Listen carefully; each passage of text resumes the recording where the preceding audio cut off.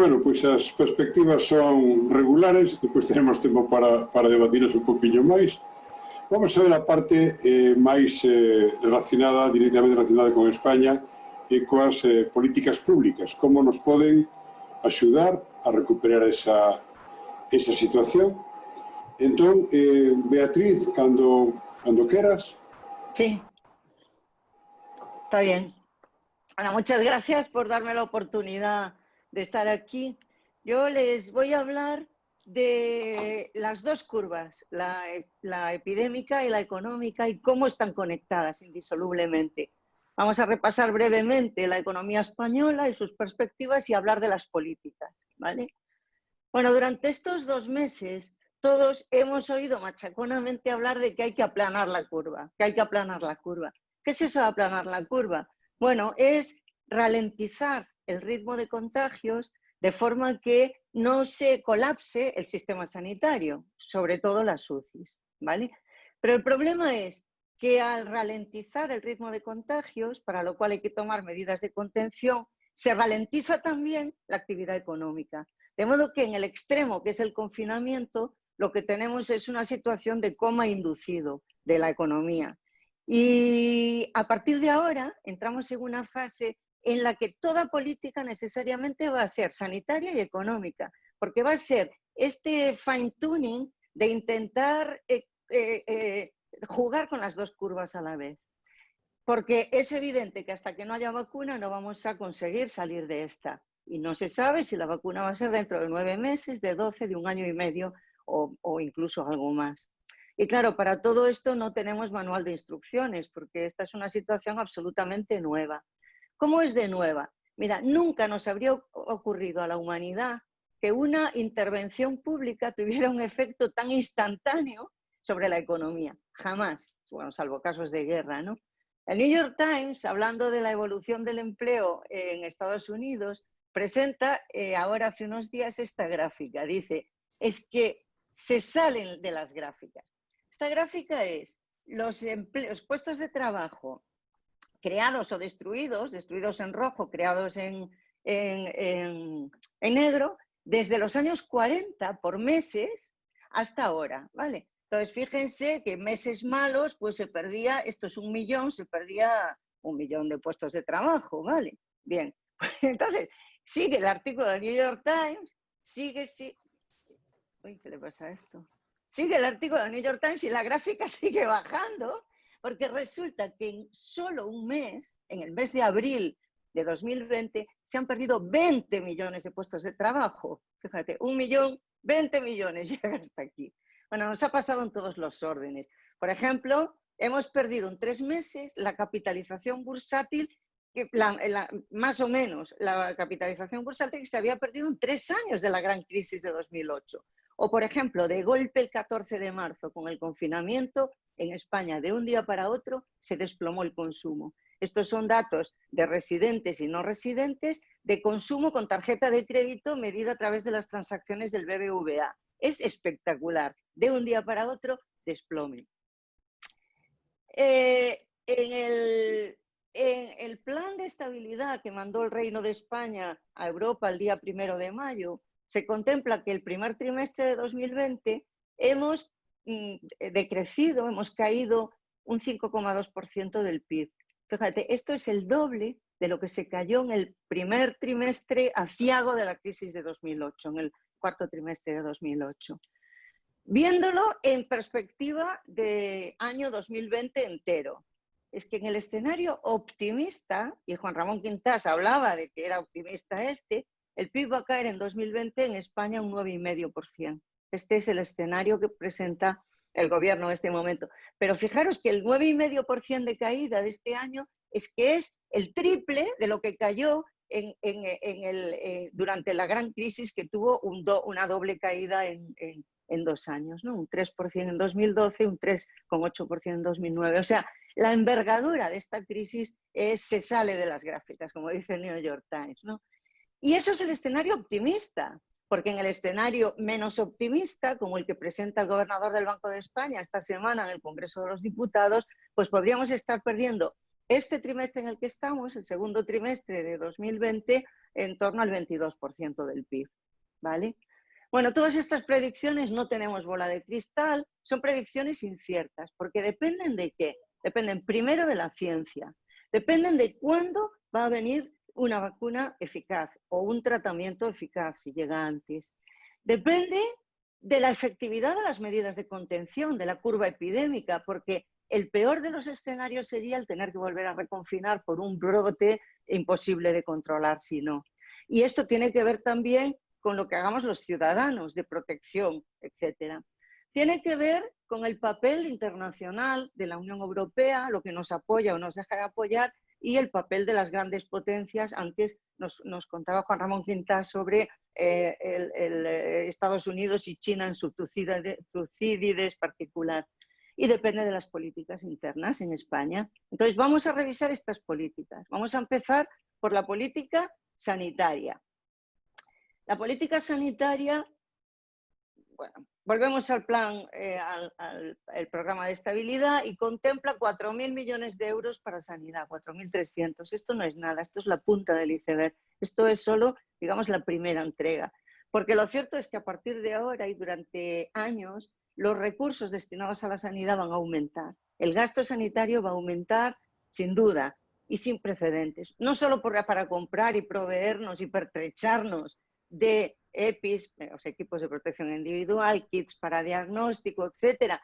La vacuna en el momento en que exista o el tratamiento, ¿a qué precio lo vamos a comprar? No va a ser lo mismo comprarlo a precio de un monopolista que comprarlo a precio de bien público, que es lo que está intentando soltar ya la OMS, ¿no? Pero además, la contratación de nuevos profesionales sanitarios, las inversiones, los IFEMAS, los hoteles de aislamiento de pacientes, las UCIs, los respiradores, pero a partir de ahora, hacia el futuro, de aquí a un año o a un año y medio, vamos a tener un enorme esfuerzo presupuestario y de recursos humanos en la trazabilidad de los contactos, porque de llevar bien la trazabilidad de los contactos a llevarla mal, nos va la curva económica, estar en el escenario optimista o estar en el escenario pesimista. Y luego hay otro tema, que es, durante 2 meses, paradójicamente, muchos hospitales estaban vacíos porque solo tenían pacientes COVID. Algunos hospitales privados hicieron ERTES en estos 2 meses. Ahora lo que va a pasar es que toda esa necesidad de atención que se había demorado por miedo a entrar en el hospital e infectarte, va a irrumpir en el sistema sanitario y van a irrumpir en peores condiciones de lo que estaban en febrero. Y esto va a suponer una necesidad de recursos sanitarios. Lo cierto es que la sanidad va a ganar prioridad, está ganando prioridad, y la salud como valor también. Y además vamos a bascular desde la atención hospitalaria, que es la que caracterizó a la fase pandémica, digamos, inicial de la curva, vamos a bascular hacia la atención primaria y la salud pública, que serán las que tengan que ser responsables de la trazabilidad, y en esa nos la jugamos todos. Yo soy optimista con la sanidad, y soy optimista porque he visto en 2 meses cambios organizativos y de mesogestión en los hospitales y en los centros de salud, etcétera, pues que se habían demorado, que eran reformas que había que acometer, pero que no se acababan de acometer. Y hemos descubierto la telemedicina, hemos descubierto el teléfono, somos mucho más flexibles en la forma de organizar los servicios, de coordinarnos, de atender al dispositivo sociosanitario. O sea, hemos ganado en esto, de alguna manera. Hay políticas de recuperación económica necesarias. Decíamos que estamos en coma inducido, la economía, ¿no? Estamos en coma inducido, pero claro, mientras tanto necesitamos un respirador para poder seguir respirando, y necesitamos que de alguna manera nos alimenten para que nuestras células no se mueran de falta de oxígeno, ¿no? De anoxia. El gobernador del Banco de España decía, en su intervención de esta semana en el Congreso, decía, la política fiscal se ha configurado de forma natural como la primera línea de defensa. Claro que es así.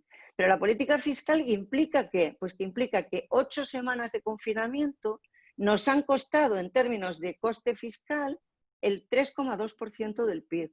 Nos ha costado una pérdida de ingresos y un aumento de gastos de 36.000 millones de euros en total.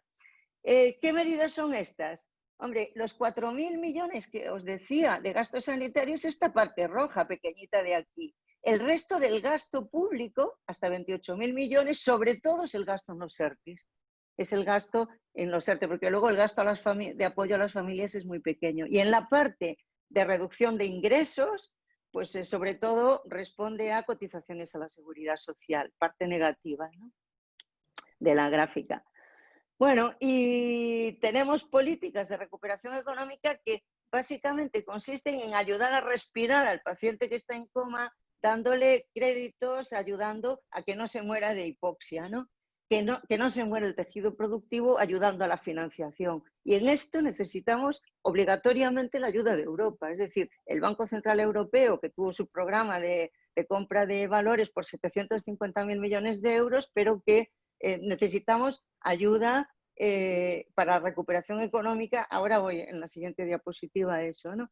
Lo cierto es que la recuperación económica no necesariamente va a ser ni debe ser el volver a la estructura sectorial que teníamos antes, porque durante estos 2 meses, donde cada día parece un mes o un trimestre de los de antes, ha habido muchos cambios. Cambios que tienen que ver con la digitalización de la economía, con descubrir el teletrabajo, con descubrir el comercio electrónico, y esto va a hacer que muchas pequeñas empresas se vean en dificultades para recuperarse, si se recuperan, ¿no? No todos los sectores lo harán al mismo ritmo, obviamente. Y, por supuesto, Europa está ahí como condicionante.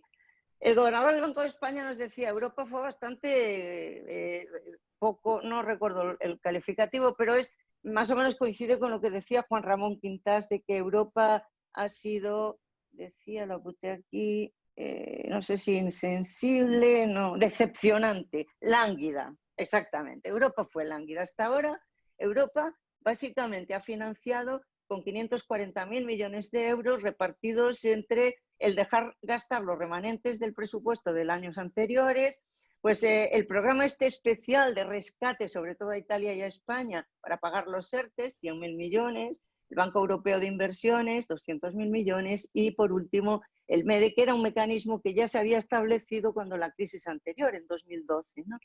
Bueno, ahora Alemania y Francia han pactado otro tanto, otros 500.000 millones, como fondo no de rescate, sino de recuperación. Todavía está pendiente de ver con qué condiciones y hasta qué punto, digamos, y si se aprueba el día 27, ¿no?, por parte de la Unión Europea, dentro del presupuesto, el marco presupuestario 2021-2027 de la Unión Europea.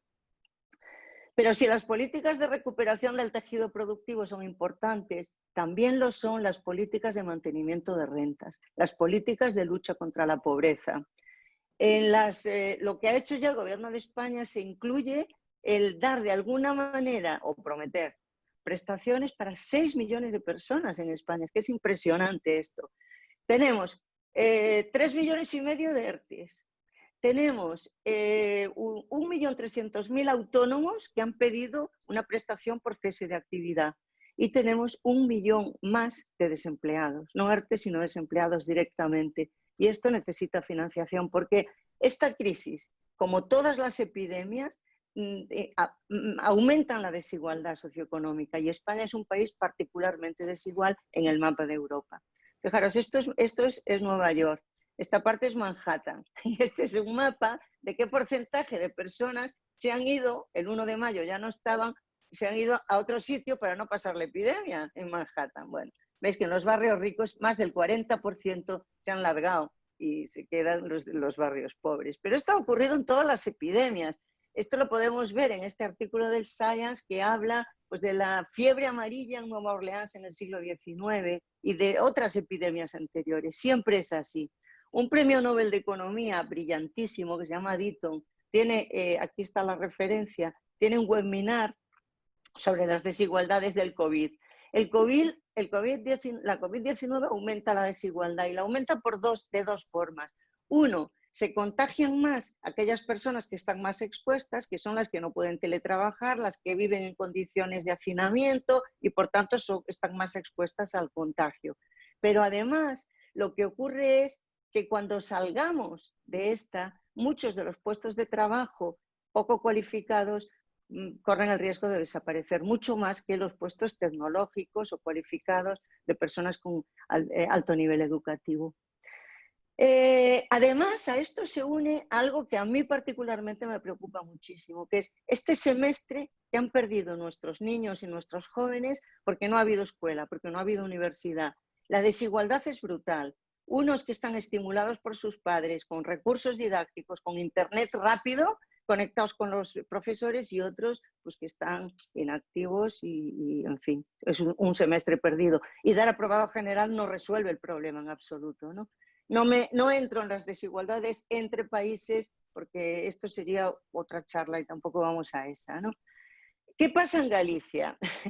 Yo sé que algunos de vosotros sois más pesimistas, pero yo os hablo desde Canarias, entonces hay que ver esto también, ¿no?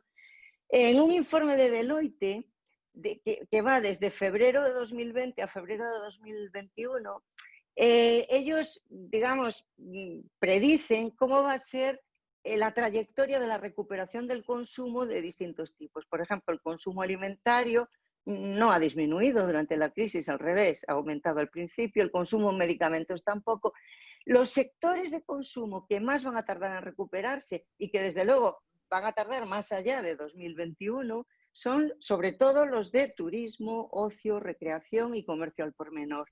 Entonces vamos a ver cómo está Galicia.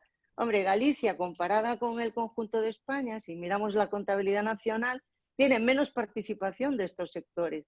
Tampoco es una gran diferencia, 21,1 participación en el PIB, ¿no? 21,1 frente a 21,6, hombre, no es mucho. Pero en cambio, Galicia tiene una altísima participación del sector primario, que no ha tenido parón de actividad. Y de otros sectores, como la industria, que, digamos, se van a recuperar antes que algunos de los sectores de servicios que están aquí.